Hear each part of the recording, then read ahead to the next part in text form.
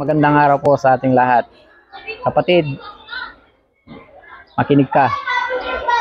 Habang narito po tayo sa mundo, hindi nating maiiwasan na magkaroon ng iba't ibang klase ng problema sa buhay.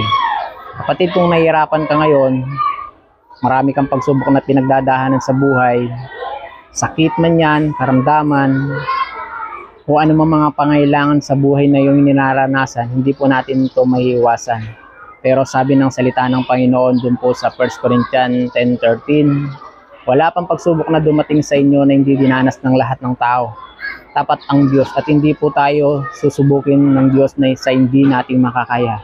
Lahat ng pagsubok na ating pong nararanasan ay kayang-kaya natin yan mapagtagumpayan sapagkat kasama natin ng Diyos. Hindi tayo iiwan ng Diyos, di tayo pababayaan ng Diyos. Bibigyan tayo ng lakas pagdating ng pagsubok.